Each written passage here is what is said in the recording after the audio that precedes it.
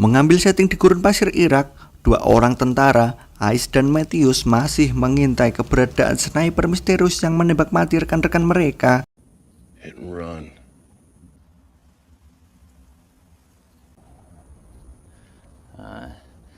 Two men. Karena sudah 18 jam menunggu dan tak ada pergerakan sama sekali, Matthews memutuskan untuk turun dari bukit dan mengecek keadaan di bawah. Grabbing that guy's radio. Coming back up here. How's that one ball? Baru beberapa menit dia di sana, sebuah tembakan mengarah tepat ke kakinya dan membuatnya tergeletak tak berdaya. Hey, Eyes. Just checked at the south. Oh! Ketenangan Ice terusik tatkala melihat apa yang terjadi kepada Matthews. Dia langsung berlari untuk menyelamatkan Matthews, tapi sayang sekali dia juga terkena tembakan yang entah dari mana arahnya. Get away from me, man! No! Tapi Ice sedikit beruntung, meskipun kakinya juga terkena tembakan, dia masih mampu untuk berdiri dan dia melihat ada sebuah tembok untuk tempat dia berlindung. No. It's you. Son! Yes! Ice tak mampu berbuat banyak dengan luka yang ada di kakinya. Bahkan, kesialan tidak berhenti sampai di situ. Radio yang dia bawa yang seharusnya digunakan untuk meminta bantuan ke markas juga rusak karena terkena tembakan tadi. What the fuck? Breaker. Daripada gabut, akhirnya Ice mengkopet-kopet sendiri kakinya untuk mengeluarkan peluru tersebut.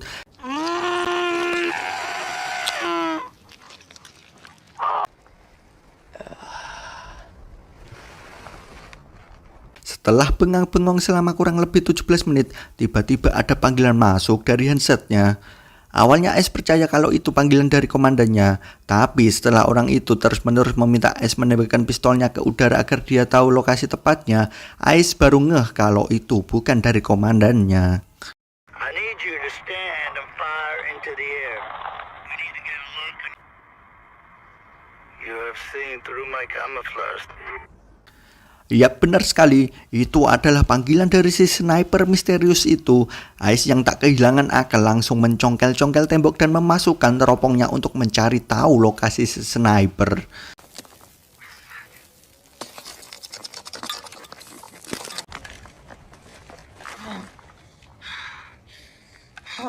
Setelah celingak-celinguk, Ice masih belum menemukan di mana si sniper itu bersembunyi.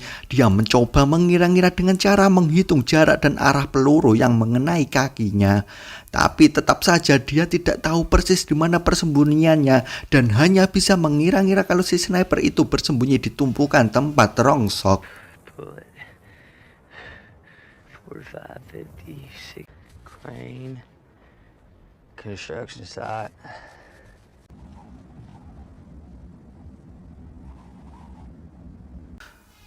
Sementara si sniper terus saja menginterogasi Ice, mulai dari bertanya soal keluarganya, dari mana asalnya, dan lain-lain.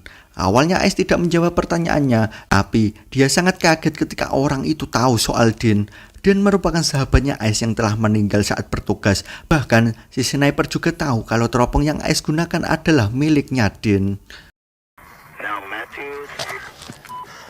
How the fuck you know about that?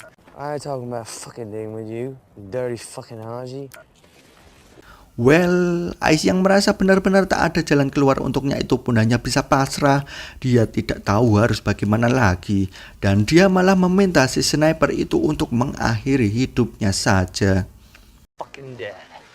I'm in the fucking shadow of death. Juba. The ghost. Alih-alih seolah sudah putus asa, ternyata itu trik untuk mengecoh si sniper. Dia dengan cerdik membuat jalangkung, maksud saya orang tiruan dengan baju dan helm yang dia pasangkan ditembaknya seolah dia sedang berdiri. Sementara matanya tetap melihat teropong dengan harapan si sniper menembak dan Ice bakal tahu letak persis orang tersebut. Tapi sayang sekali, rencananya gagal karena helmnya terjatuh. Where are you?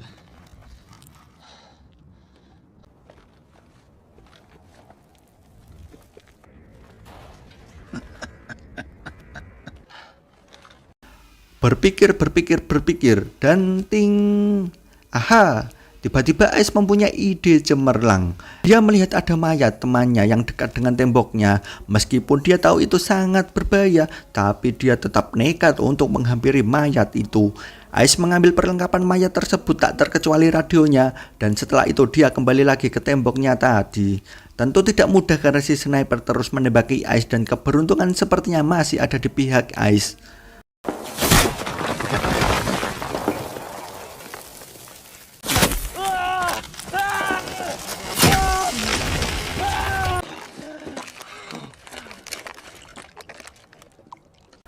Setelah kembali ke tempat yang aman, yaitu tembok tadi, Ais mencoba mengoprek-ngoprek radio milik temannya.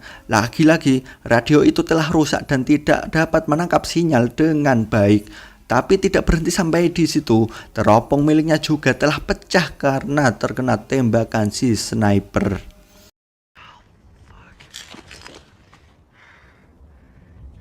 Sementara Matthews yang dikira sudah mati, kini kembali sadar. Dia memberi tanda kepada Ais dengan sebuah pantulan cahaya dari kaca agar dia tahu kalau dia masih hidup.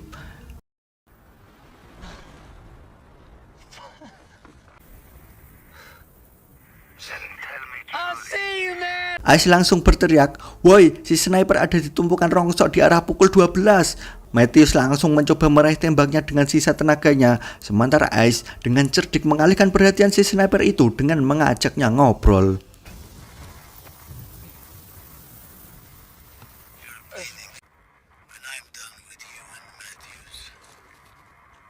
And sniping or something? I was a teacher. Matthews yang berhasil mengambil tembaknya itu langsung mengambil ancang-ancang dan menembak ke arah yang sesuai dikatakan Ais. Oh, sungguh malang. Tembakannya meleset dan si sniper itu malah menembak balik pundak Matthews.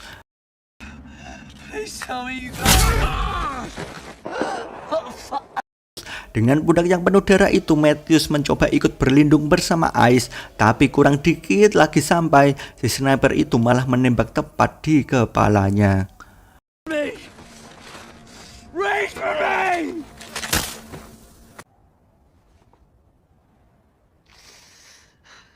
Well, sepertinya harapan satu-satunya kini hanyalah meminta bantuan dari radio. Setelah mengotak-atik, akhirnya radio itu berfungsi dan juga mendapat balasan dari markasnya. Oh, tapi tidak semudah itu. Sebelum sempat meminta bantuan, panggilan dari markas itu juga tersambung ke radionya si sniper. Alhasil, lagi-lagi si sniper mengacaukan rencana Ais dengan mengatakan kalau dia baik-baik di sana, termasuk juga Matthews yang sebenarnya sudah mati. Camouflage yourself and me, you fuck. MB Isaac. It's stable, sir. Lagi-lagi, Ais kembali mendapatkan ide, yaitu mengambil tembak milik Matthews dengan kayu yang telah dikaitkan dengan sebuah tali. Dia yang sudah muak dengan keadaan akhirnya bertekad untuk membunuh si sniper dengan tangannya sendiri.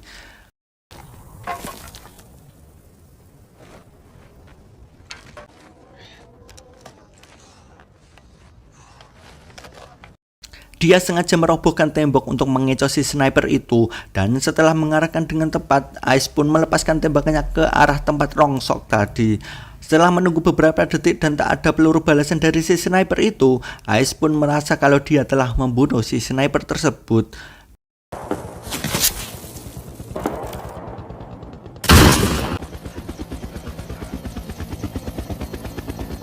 Di akhir cerita memperlihatkan, tak lama setelah Ais menembak si sniper itu, sebuah helikopter lengkap dengan pasukannya datang untuk menyelamatkan Ais.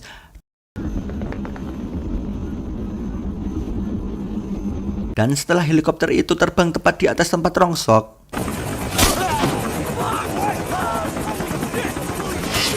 ternyata si sniper itu masih hidup dan dia juga berhasil melumpuhkan semua orang di helikopter yang menyebabkan helikopter itu terjatuh. Tak ada penumpang yang selamat dan itu saatnya kita bilang akhir yang membagongkan. Dan camat.